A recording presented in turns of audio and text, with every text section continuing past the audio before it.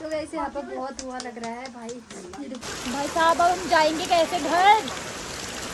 Guys बारिश होगी है बहुत भयंकर वाली यार।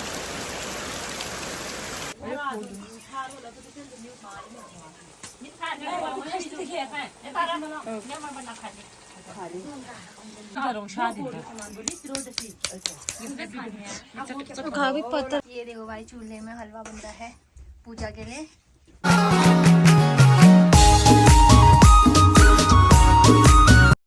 Good morning guys.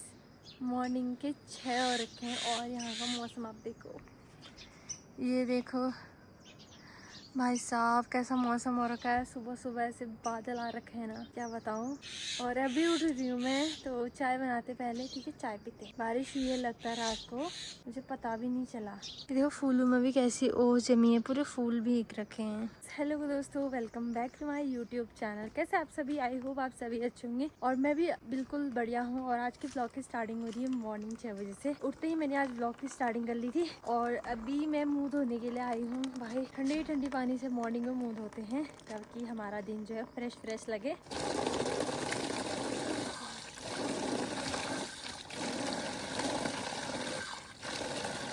ठंडे ठंडे पानी से मुंह धो के बिल्कुल फ्रेश हो चुके हैं। अब पीते हैं सबसे पहले पानी, उसके बाद पियेंगे चाय। चलते हैं किचन में, मम्मी ने चाय बना ली होगी। तो देखो गाइस मम्मी ने बना ली है चाय, ये देखो।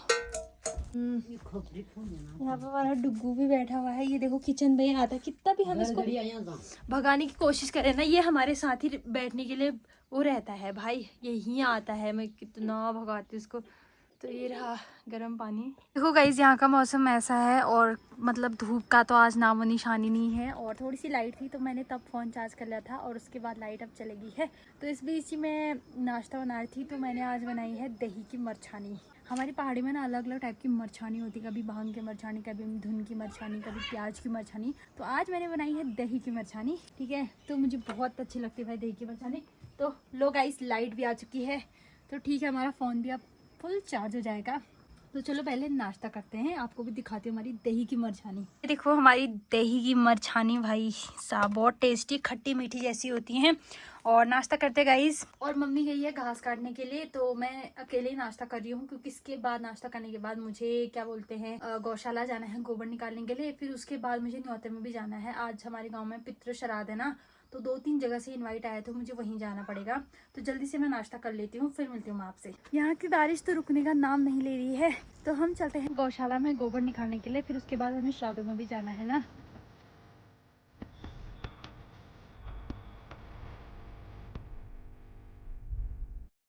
तो फाइनली गाइस रेडी हो गई मैं पितृ श्राद्ध में जाने के लिए। तो चलते हैं अब थोड़ी देर में। और यहाँ पे ना मम्मी सामने दूध निकाल रही है हमारी भैंस का, ये देखो। और मुझे ना दूध निकालना नहीं आता, मैंने कितनी बार कोशिश करी पर मेरे को आता ही नहीं है। बहुत कोशिश करी मैंने। तो दोस्तों अब चलते हैं पितृ श्राद्धों में। और साथ में मैं ये भेंट भी ले जा रही हूँ। जिसके घर में भी पितृ श्राद्ध होते हैं ना, तो उसके भेंट में ही हमें चढ़ावा ले जाना पड़ता है। और आप लोग सोच रहे होंगे कि यार ये पितृ श्राद्ध क्या है, आखिर हमें उत्तराखंड में इतना एक्साइटेड क्यों रहते हैं, इसको इतने अच्छे से क्यों मनाते हैं। तो पितृ श्राद्ध का हमारे उत्तराखंड में बहुत गहरा महत्व होता है। माना जाता है कि पितृ श्राद्धों में ना जो हमारे पूर्वज होते हैं वो धरती पर ही होते हैं। इन 15 दिनों में ना हमें उनकी बहुत अच्छे से खातिरदारी करनी होती है। अगर वो हमारे इस पूजा पाठ खातिरदारी से खुश हो जाते हैं ना, तो वो अपना आशीर्वाद हमें देते हैं।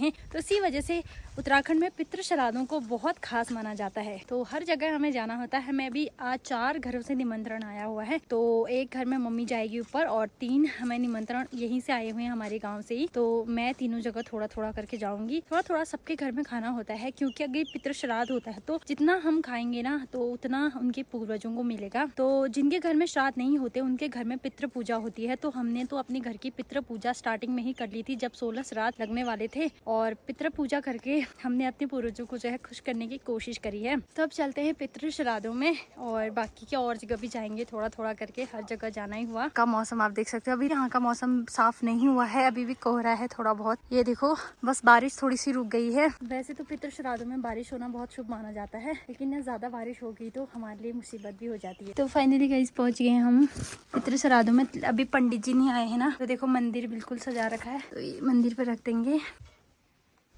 पहाड़ी घर अंदर से कुछ ऐसे होते हैं, ये देखो भाई।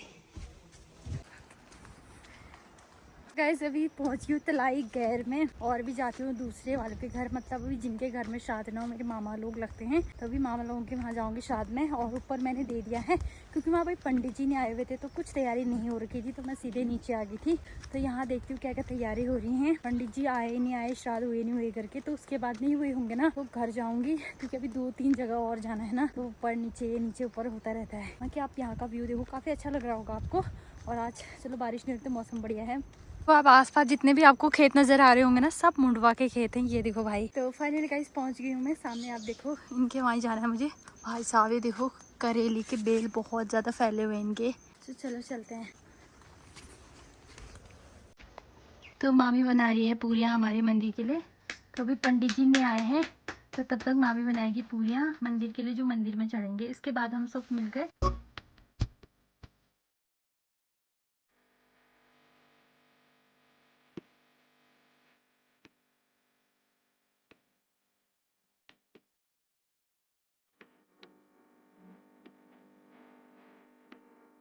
तो अब मामी बना रही है हलवा।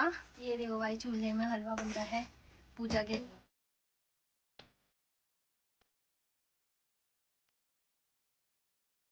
तो गाइस अभी कितना खराब मौसम था और अभी अच्छी खासी धूप लगी है। बाप रे, धुआं से ना मतलब आंखों में आंसू आ गए। यहाँ देखती हूँ यहाँ क्या क्या हो रहा है करके। भाई देखो मुंडवा मेरे बराबर हो रखा है यहाँ।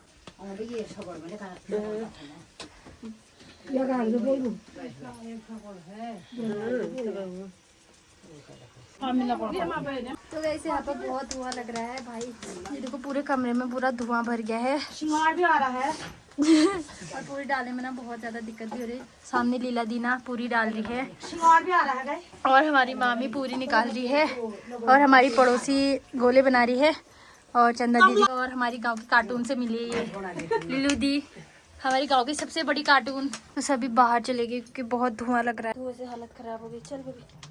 तो दोस्तों अब चलते हैं श्राद्धों में और बारिश भी होने लगी है। देखो कितनी खतरनाक बारिश हो रही है ना। अभी अच्छी खासी धूप थी और फिर अचानक से बारिश हो गई है। बीच में थोड़ा सा घर आई थी ना मैं, तो उसके बाद जैसे ही मैं घर पहुंची और बारिश स्टार्ट हो गई थी, तो बारिश की वजह से हम घर पे ही रुके हुए थे। हम सोच रहे थे बारिश रुकेगी तब जाएंगे, लेकिन बारिश तो रुकने का नाम ही नहीं ले रही है। तो हम छतरी ओढ़ के जा रहे हैं। अब देखते हैं वहाँ क्या क्या तैयारी हुई होगी। अपनी पड़ोसी को बुला रही हूँ, चल रे चल ले। तो गाइज मैं अभी श्राद्ध में आई हुई थी और यहाँ पे ना बहुत सारे बंदर आ रहे हैं। देखो आप घर की छत पे, ठीक है मैं आपको दिखाती हूँ एक बार। ये देखना, हाँ ये देखो भाई इतने सारे बंदर तो यहाँ पे हैं। हेलो। तो मैं पूरियाँ बनाई थी अंदर, तो अभी भी अंदर चले जाती हूँ मैं पूरियाँ बनाने के लिए। और पितृ श्राद्ध में आई हुई थी, तो पंडित जी श्राद्ध कर रहे हैं, श्राद्ध हमारे इधर हो रहे हैं और पूरियाँ हम यहाँ मतलब ऊपर बना रहे थे। तो चलो पूरियाँ बनाने चलते हैं।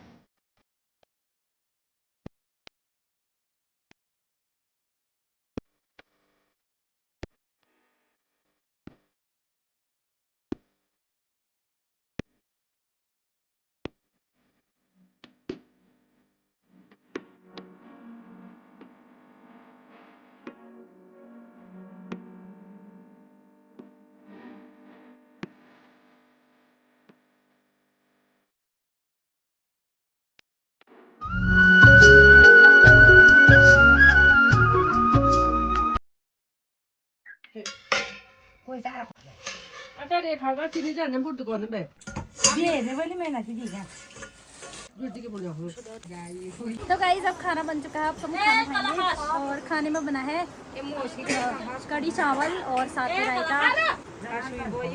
ये देखो कढ़ी चावल, ये रही मेरी थाली, ये आ गई हमारी कढ़ी चावल। ये देखो कढ़ी चावल बिल्कुल रेडी हो। तो गाइस देखो कितनी भयंकर वाली बारिश होगी आज, तूफान देख सकते हो आप। और हम यहीं फंस चुके हैं और 6 बज गया है। भाई साहब अब हम जाएंगे कैसे घर? गाइस बारिश होगी है बहुत भयंकर वाली यार।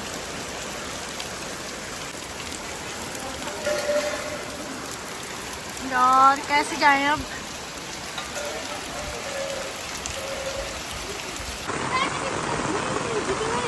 बारिश, भयंकर वाली बारिश हो रही है।